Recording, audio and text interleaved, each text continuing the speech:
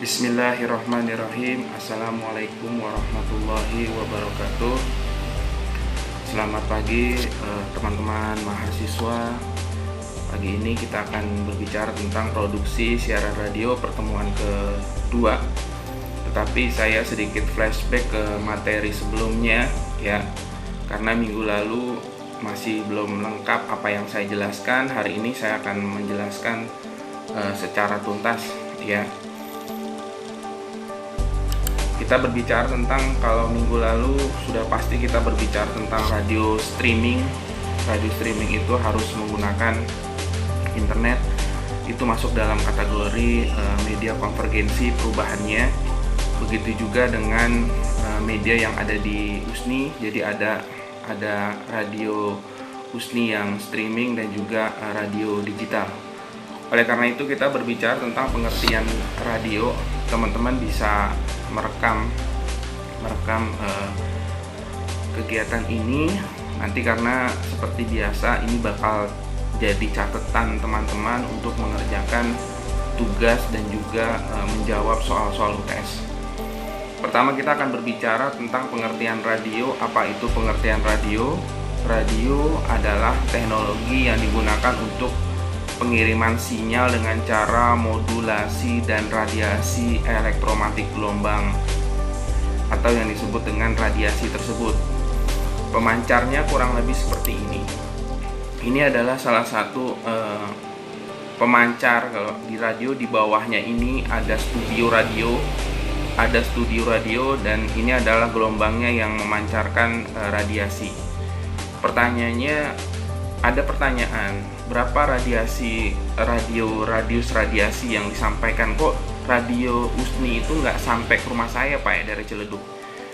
Itu tergantung, ada yang namanya alat decodernya ya, berapa watt dia. Kalau yang di USNI sepertinya kurang dari 1000 atau 100.000 watt, yang akhirnya tidak, dorongan pemancarnya kurang kuat ya, kurang lebih hanya di bawah 100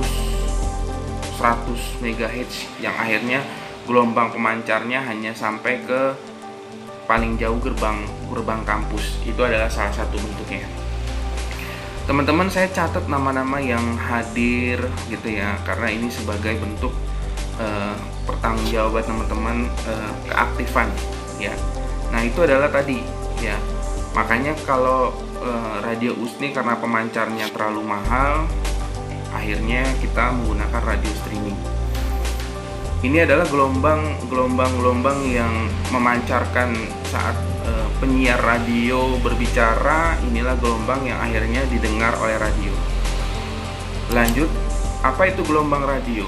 Nah, gelombang radio itu adalah suatu bentuk radiasi elektromagnetik dan terbentuk ketika objek bermuatan listrik dari gelombang osilator atau gelombang pembawa dimodulasi.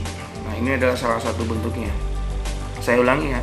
Apa itu gelombang radio? Gelombang radio adalah suatu bentuk dari radiasi elektromagnetik dan terbentuk ketika objek bermuatan listrik dari gelombang osilator.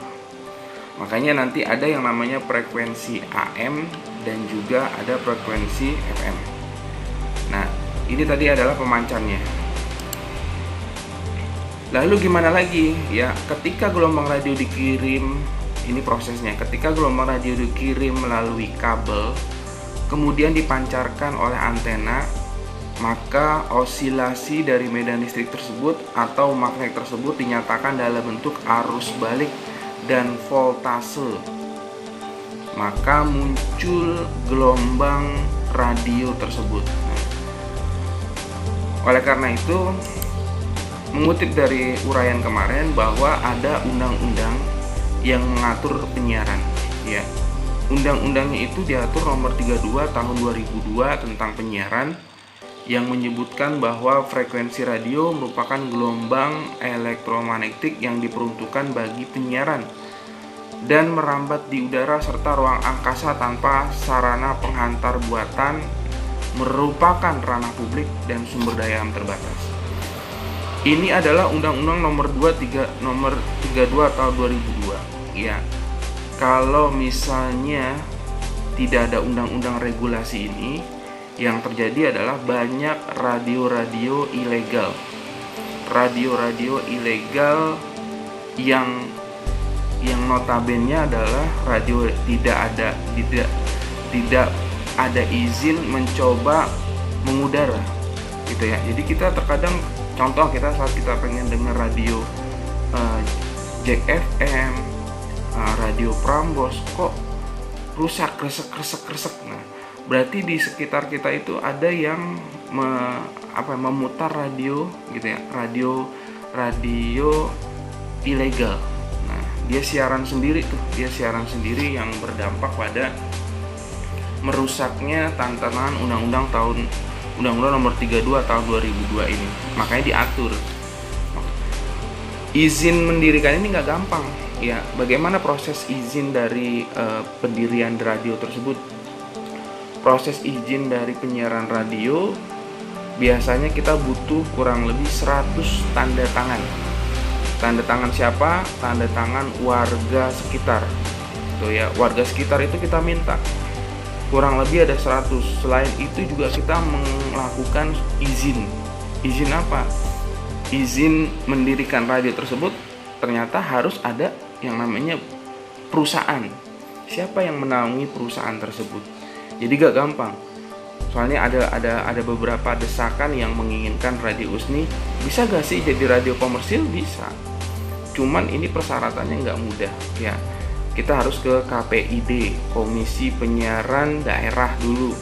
Di sana KPID akan mengecek kelengkapan kita, kelengkapan alat sudah lengkap atau belum. Kalau dari segi kelengkapan kita lengkap. Antena radio punya, pemancar punya, ya studio punya. Tetapi yang kurang adalah bagaimana kita harus meminta izin ke warga, 100 warga tanda tangan dan menyerahkan KTP sebagai bahwa mereka tidak merasa terganggu dengan adanya radio tersebut. Nah, ini adalah salah satu bentuknya. Kemarin saya ingatkan lagi bahwa ada 2 frekuensi, AM dan FM. FM itu adalah modulasi amplitudo atau yang disebut dengan AM, sedangkan FM itu adalah modulasi frekuensi. Radio Usni FM, tapi dia masuk dalam kategori radio komunitas, ya, komunitas pendidikan. Segala bentuk radio komunitas itu frekuensinya di 107,7 atau 107,8. Nah, itu adalah salah satu bentuknya. Kemarin sudah saya ceritakan bahwa penemu gelombang radio itu adalah David Hughes, ya, dan juga Henrik Rudolf Hart. Nah, ini saya akan bercerita tentang alat-alat radio. Nah, ini kalau teman-teman bisa melihat, ini ada pemancarnya nih, ya. Di sini ada pemancar radio. Ini pemancar radio ini sebelah kanan ini, sebelah kanan saya. Ini kalau dinaikkan suara radio, suara musiknya keluar. Ya, ini suara. Kalau orang pengen berbicara di sini nih. Nah, ini ada di sebelah kiri pojok. Ada tombol 1 2 3. 3 pojok inilah yang digunakan untuk menaikkan kalau kita ngomong. Ya. Nah, ini di sini nih.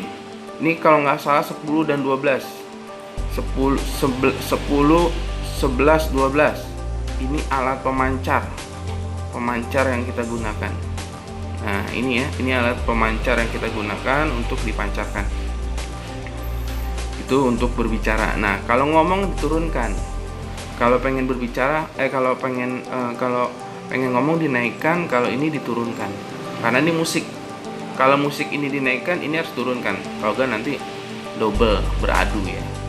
Nah, oleh karena itu apa yang disebut dengan penyiar radio? Penyiar radio adalah orang yang mampu mengkomunikasikan gagasan, konsep, dan ide serta bertugas membawakan atau menyiarkan suatu program acara radio. Kalau di Usni namanya Sobat Usni, namanya itu untuk pendengarnya. Kalau penyiarnya namanya rekan siar, ya. Dalam hal ini penyiar radio memiliki tanggung jawab terhadap acara yang sedang dibawakan sehingga dapat berlangsung dengan lancar. Ini adalah salah satu bentuknya. Terus yang berikutnya ada beberapa hal yang harus penyiar radio lakukan dan cermati adalah yang pertama, libatkan pendengar dan program acara. Maksudnya apa? Misalnya kita contoh nih, kita misalnya jangan sampai radio kita itu seperti radio radio di zaman perang ya. Misalnya pendengar pemirsa yang kita pokoknya horor banget, itu nggak boleh ya. Kita harus senang misalnya. Hey, masih di 107,7 Usnia di KFM mengukir prestasi dengan kreasi, masih dengarkan siar Budiman. Nah, kita harus senang, bawaannya harus senang. Inilah yang menyebabkan orang mendengar radio itu enak. Terus apalagi menjadi penyiar karena kebutuhan hidup. Ya, banyak penyiar karena hobi akhirnya dia bekerja dan dibayar, kan enak banget kayak gitu. Terus yang ketiga, menjadi penyiar bukan karena gaya hidup. Nah, bukan gaya-gayaan. Tapi kalau kita pembawaan kita enak, kita bisa tenar kayak Desta, ya kan? Dia adalah kayak gitu. Ronald itu adalah penyiar kondang. Terus yang keempat, jenjang karir penyiar radio itu sebenarnya sangat tinggi. Ya, jadi kita biasanya diundang jadi MC. Nah, itu adalah salah satu bentuknya. Terus yang berikutnya, wajib pengetahuan. Ya, wajib yang harus diketahui oleh penyiar radio adalah jangan ketinggalan informasi. Ya, jadi kita harus banyak baca informasi, tema apa yang kita pengen bawain hari ini, kita harus banyak baca. Terus siapa bintang tamu kita harus tahu biografinya dia. Terus perbanyak baca, terus juga jangan bekerja sendiri, perluas pergaulan, dan juga jangan lupa malu bertanya. Yang terakhir adalah saya akan meminta teman-teman untuk membuat program acara. Contoh nih program acara, nanti saya foto, saya kirimkan. Ini adalah contoh membuat program acara dalam 1 minggu ya. Ada kejelasannya, jam siarnya kapan, harinya apa, program acaranya siapa gitu ya, penyiarnya siapa, perlu bintang tamu atau tidak, itu akan dibicarakan dalam konteks membuat program acara. Siapa program acara ini adalah diatur sama produsernya ya. Mungkin itu aja teman-teman yang bisa saya sampaikan. Teman-teman yang aktif mengikuti Instagram mungkin akan lebih baik gitu ya, nilainya, nilai tugasnya, segala macam lah pokoknya.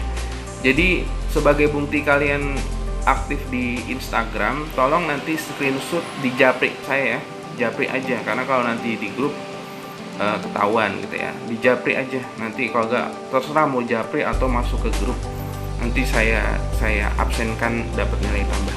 Mungkin itu aja teman-teman bisa saya sampaikan.